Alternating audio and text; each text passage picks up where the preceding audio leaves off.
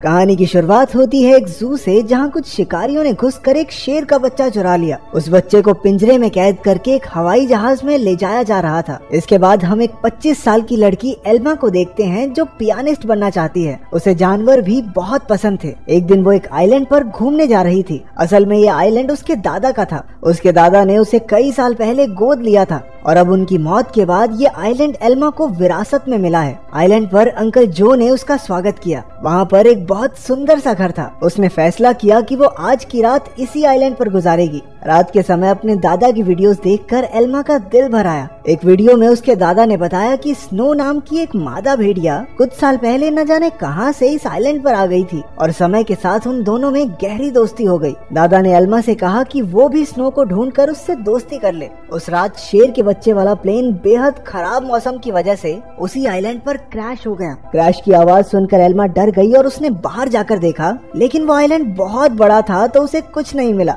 अगली सुबह चार्ल्स और एली नाम के दो नौजवान वहां आए। उन्होंने स्नो को कैद करने के लिए जाल बिछा दिया। असल में वो भेड़ियों के पार्ट के मालिक थे और उसके लिए स्नो को पकड़कर ले जाना चाहते थे। कुछ देर बाद स्नो जाल में फंस गई, लेकिन अपनी सूझबूझ से चार्ल्स और एली के आने से पहले ही वो जाल काटकर भाग निकली। फिर वो तैरकर आइलैंड की दूसरी ओर जा पहुंची, जहां उसकी मुलाकात एल्मा से हुई। पहले तो एल्मा घबरा रही थी, लेकिन फिर उसने अपने दादा की बात याद की और स्नो को पुचकारने लगी। कुछ देर बाद एल्मा प्लेन क्रैश की जगह पर पहुंची। खुशकिस्मती से शेर के बच्चे को कोई चोट नहीं पहुंची थी। वो एक पक्षी के घोंसले में गिर गया था, लेकिन पक्षी ने उसे नीचे धक्का दे दिया और इसके बाद वो सीधा जाकर एल्मा की गोद में गिरा। एल्मा भी उसे अपने साथ घर ले आई। उसी वक्त स्नो भी अपने छोटे बच्चे के साथ घर में आ गई। घर में 3 प्यारे जानवर देखकर एल्मा बहुत खुश थी। उसने तुरंत अंकल जो को बुलाया, लेकिन उन्होंने एल्मा से कहा कि इन खतरनाक जानवरों को घर में रखना ठीक नहीं है, तुम्हें इन्हें जू वालों को दे देना चाहिए।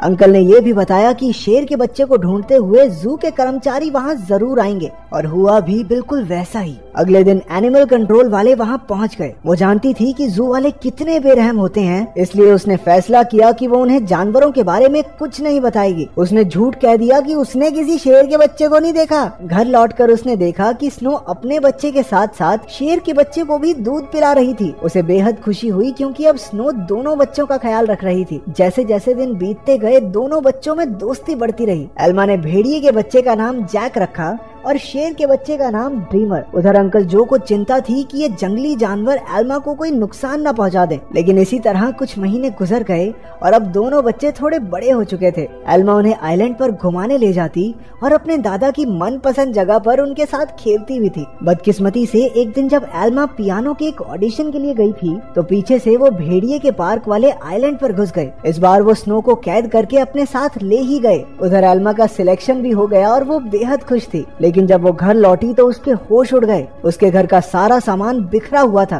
क्योंकि दोनों बच्चे भूख की वजह से परेशान हो गए थे। एल्मा ने स्नो को ढूंढने के लिए पूरा आइलैंड छान मारा, लेकिन स्नो तो वहाँ थी ही नहीं। अब उसे ही बच्चों का पेट भरना था, इसलिए उसे ना चाहते हुए भी अपनी पियानिस्ट की नौकरी छोड़नी पड़ी। एक दिन अंकल जो फिर से वहाँ आए और खूंखार जानवरों को अब तक वहाँ देखकर गुस्से से भर गए। उसने एल्मा से उसी वक्त जानवरों को जू में भेजने को कहा, लेकिन एल्मा ने उन्हें समझाया कि उसके दादा की यही इच्छा थी कि वो जानवरों के साथ रहे, और फिर जू में न जाने इन मासूमों पर कितने अत्याचार होंगे। आखिरकार अंकल जो भी मान गए और एल्मा को गले से लगा लिया। अब उनका सारा समय जानवरों को खाना खिलाने और उनका पूरा ध्यान रखने में जाता था। एल्मा को जैक और ड्रीमर से बहुत प्यार था और बदले में जानवर भी उस पर जान छिड़कते थे। देखते ही देखते 1 साल गुजर गया और अब दोनों जानवर बड़े हो गए थे। अंकल जो शहर से उनके लिए मांस लाया करते थे, लेकिन उनके पास जाने में उन्हें डर लगता था। उन्होंने फिर से एल्मा को समझाया कि इनके साथ रहना खतरे से खाली नहीं है, लेकिन एल्मा किसी कीमत पर उन्हें छोड़ने को तैयार ही नहीं थी। एक दिन एक माँ बेटी कश्ती में आइलैंड के नजदीक आए। उन्हें देखकर जैक उनके पास जाने लगा। जैसे ही एल्मा ने ये सब देखा, वो जैक को रोकने के लिए भागी, लेकिन वो एक पत्थर से टकराकर नीचे गिर गई और उसके सर में चोट लगने की वजह से वो उसी वक्त बेहोश भी हो गई। वो माँ बेटी ये सब नहीं देख पाई और वापस कश्ती में चली गई। कुछ ही देर में जैक और ड्रीमर एल्मा के पास आए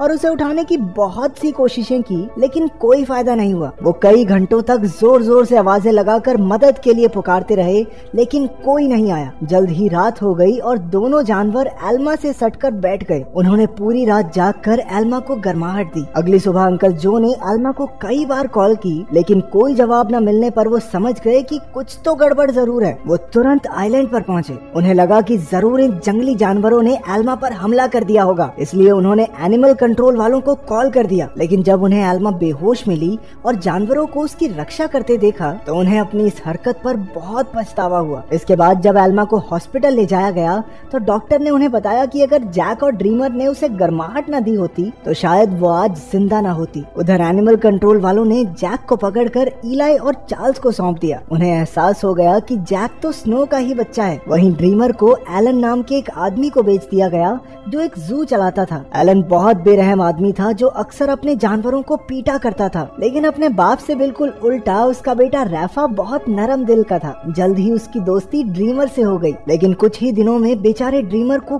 कई नशीली दवाइयां देकर सर्कस में करतब करने के लिए मजबूर किया जाता। ड्रीमर ने अब तक की अपनी जिंदगी मजे से आइलैंड पर गुजारी थी, लेकिन इन बेरहम लोगों ने उस पर काफी बुरा असर डाला, इसलिए राफा अक्सर उसके पास उसे शांत करने जाया करता। उधर हॉस्पिटल में एल्मा ने होश में आते ही जैक और ड्रीमर के बारे में पूछा। अंकल जो ने भारी दिल के साथ उसे सब सच बता दिया। जैसे ही एल्मा हॉस्पिटल से बाहर आई वो सीधा एनिमल कंट्रोल के दफ्तर में पहुंची। उसे पता चला कि जैक को तो भेड़ियों के पार्क में भेज दिया है और ड्रीमर को उन्होंने एक सर्कस ग्रुप को दे दिया था। ये सुनते ही वो गुस्से से भर गई और ऑफिसर पर चिल्लाने लगी, लेकिन अंकल जो ने उसे शांत किया। कुछ समय बाद एल्मा ने एली को फोन करके जैक के बारे में पूछा। एली ने बताया कि जैक बहुत खुश है और यहाँ उसके कुछ दोस्त भी बन गए हैं। इससे एल्मा को थोड़ी तसल्ली मिली, लेकिन अब भी वो ड्रीमर के लिए बहुत परेशान थी। अगले कुछ हफ्तों तक वो शहर की हर एक सर्कस में गई और सबसे ड्रीमर के बारे में पूछताछ की, लेकिन कुछ हाथ नहीं लगा। उधर ड्रीमर की वजह से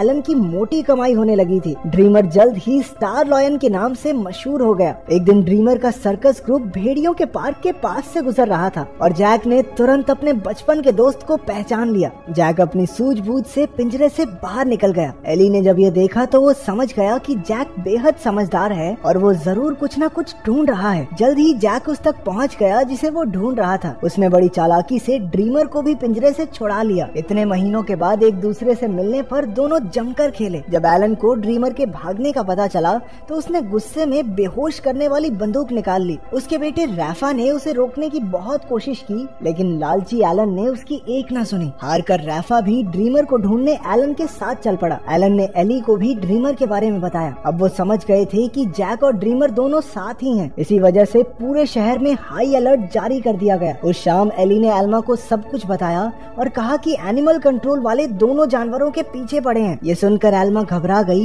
लेकिन एली ने बताया कि उन्होंने जैक के शरीर में एक ट्रैकर फिट किया था। जैक और ड्रीमर की आखिरी लोकेशन एक जंगल के आसपास थी। अब एल्मा और एली ने मिलकर जानवरों को ढूंढने का फैसला किया। उधर दोनों जानवर शहर में खुलेआम घूम रहे थे, इसलिए पुलिस ने शूट एट साइट के ऑर्डर्स दे दिए। बाद में दोनों जानवर फिर से जंगल में पहुंच गए, जहां एलन और रफा ने उन्हें देख लिया। लालची एलन ने ड्रीमर पर अपनी ट्रैंकुलाइजर गन से हमला कर दिया, लेकिन उसी वक्त जैक बीच में आ गया और अपने दोस्त के बदले खुद गोली का शिकार हो गया। बेचारा जैक तो उसी वक्त बेहोश हो गया, जबकि ड्रीमर को वहां से भागने का मौका मिल गया। उसके भाग जाने के बाद रफा ने तुरंत जैक का ट्रैकर हटाकर उसे एक दवाई दे दी, जिससे बेहोशी की गोली का असर खत्म हो जाए। कुछ देर बाद बाप बेटा एक बार में पहुंचे और एली और एल्मा भी एक ट्रैकर के जरिए उन तक पहुंच गए। एलन ने उनसे कहा कि उसके पास कोई ट्रैकर वगैरह नहीं है और उन्हें बाहर भेज दिया, लेकिन समझदार रैफा ने बाथरूम का बहाना बनाकर एली और एल्मा को सब सच बता दिया। वो उन्हें जंगल में ले गया, जहां आखिरकार उन्हें ड्रीमर मिल गया। इसके बाद ड्रीमर उन्हें एक झोपड़ी में ले गया, जहां जैक आराम कर रहा था।